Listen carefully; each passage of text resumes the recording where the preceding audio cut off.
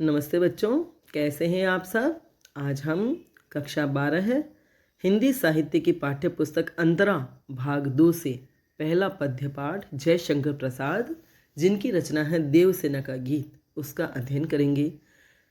3 पद्यांशों का भावार्थ हम कर चुके हैं, शब्दार्थ देख चुके हैं। अब अंतिम 3 पद्यांशों का भावार्थ करेंगे।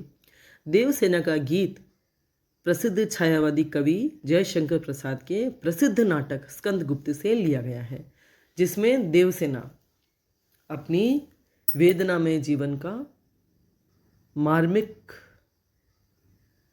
रूप से व्यंजना कर रही है, अभिव्यंजित कर रही है, अभिव्यक्त कर रही है अपनी वेदना को। वह कह रही है, आह वेदना मिली विदाई। जीवन के अंतिम पड़ाव पर है वह, जीवन से वह विदा लेने वाली है और ऐसे समय में पुनः उसे वेदना मिली। क्यों? क्योंकि स्कंदगुप्त ने अब उससे प्रणय निवेदन किया है। जब उसे आशा थी, जब उसे उसकी चाह थी, तब तो स्कंदगुप्त विजया को चाहता था, और जब इसने आशा समाप्त हो गई इसके हृदय से, देवसेना ने मन से जब इस आशा को खत्म कर दिया कि अब स्कंदगुप्त का प्रेम नहीं मिलने वाला है, तब उसने अविवाहित रहने का, आजीवन अविवाहित रहने का संकल्प किया। और उसके बाद में पुनः स्कंदगुप्त का प्रणय निवेदन उसके समक्ष आया।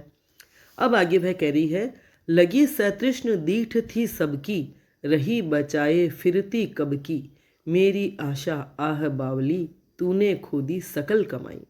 शब्दार्थ देख लेते हैं पहले। सतृष्ण, सतृष्ण मने तृष्णा सहित, दीठ मने दृष्टि, मेरी आशा आह बावली, बावली मने पगली, तूने खोदी सकल कमाई, सकल कमाई मने सारी कमाई। तो देवसेना कह रही है कि जब मैं पूर्ण युवा थी, जब मैं यौवन से परिपूर्ण थी, तब सभी की सतृष्ण दीठ थी सबकी, तब सभी की तृष्णा से भरी हुई दृष्टि मुझ पर लगी रहती थी। रही बचाए फिरती कब की, लेकिन मैं उन सब से अपने आप को बचाए रखती थी, बचाए फिरती थी। सभी की प्यास भरी आँखें, प्यासी आंखें मुझ पर लगी रहती थी और मैं उन सब से अपने आप को बचाई रखती थी। मेरी आशा आह बावली, तूने खोदी सकल कमाई। अब आगे कह रही है अपने आप को संबोधित करती हुई कि वो मेरी आशा, मेरी बावली आशा, तूने मुझे विचलित कर दिया है, क्योंकि स्कंदगुप्त के प्रणय निवेदन ने उसके हृदय में हलचल मचा दी। खोई हुई आशा पुनः जागृत हो गई है। देवसेना के हृदय में वह जो आशा खो चुकी थी स्कंदगुप्त के प्रेम को लेकर के, वह पुनः जागृत हो गई है, क्योंकि स्कंदगुप्त ने उनसे प्रणय निवेदन किया है। लेकिन वह व्रत ले चुकी है आजीवन अविवाहित रहने का। पहले स्कंदगुप्त का प्रेम प्राप्त करने की आशा में उसने जीवन का काफ़ी हिस्सा व्यतीत कर दिया, और अब उसका प्रेम स्वयं चल कर आया है। तो यही उसके जीवन भर की कमाई थी कि मेरी आशा आह बावली, तूने खुद ही सकल कमाई। क्या कमाई थी उसके जीवन की?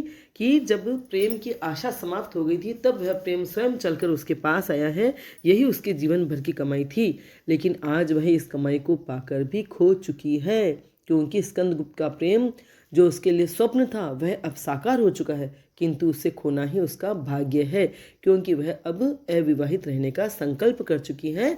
इसलिए जो कुछ अभी हासिल कर सकती थी, उसे भी उसने खो दिया, है ना। तो इन पंक्तियों में बहुत ही सहजता से देवसेना की भावनाएं व्यक्त हुई है। देवसेना ने अपनी पीड़ा, अपनी आशा और अब जीवन के इस पड़ाव पर स्कंदगुप्त के प्रणय निवेदन से उसके हृदय में जो हलचल हुई है, उससे उन्होंने बहुत ही सहजता से व्यक्त किया है।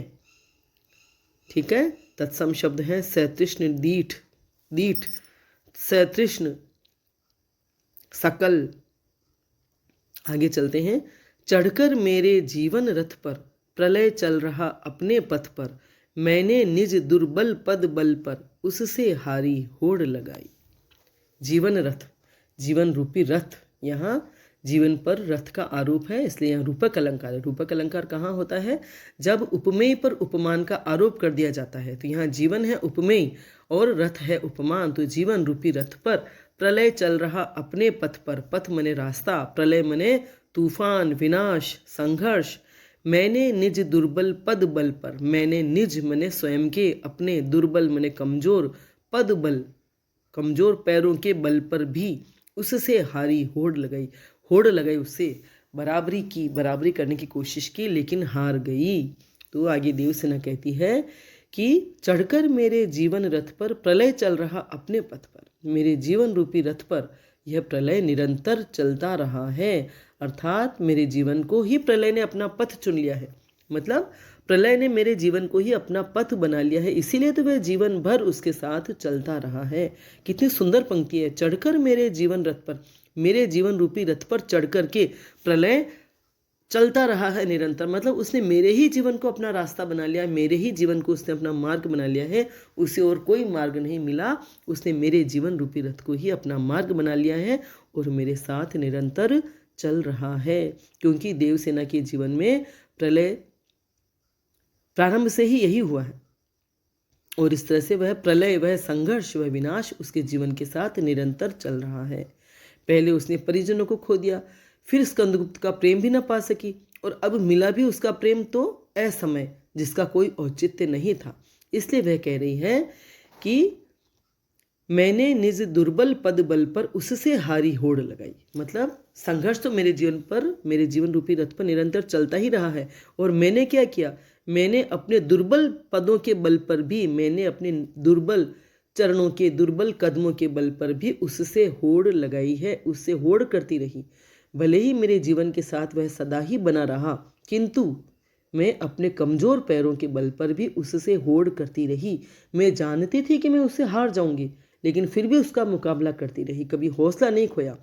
भले ही जीवन संघर्षों में मेरे हाथ खाली रहे, देवसेना कह रही है कि भले ही मेरे इन जीवन संघर्षों में मेरे हाथ खाली रहे, मैं कुछ पा न सकी, इस रूप में मैं एक तरह से जीवन से और इस प्रलय से हारी हुई ही मानी जाऊंगी। अर्थात मैंने भले ही उससे होड़ लगाई, लेकिन अंततः मैं हार गई, उससे हारी होड़ लगाई, हारी होड़ लगाई। यहाँ पुनः वो अनुप्रास अलंकार है, हारी होड़ में। लौटा लो यह अपनी थाती, मेरी करुणा हा हा खाती, विश्व न संभलेगी यह मुझसे, इससे मन की लाज गंवाई। इसलिए वह विश्व से कह रही है कि मेरे हृदय की यह प्रेम रूपी जो थाती है, प्रेम रूपी जो धरोहर है, उसे तुम लौटा लो, लौटा लो यह अपनी थाती, मेरी करुणा हा हा खाती, यह अब मुझसे नहीं संभलेगी। इसलिए मेरे हृदय की जो प्रेम रूपी धरोहर थी स्कंदगुप्त को लेकर, उसे तुम लौटा लो, यह अब मुझसे नहीं संभलेगी।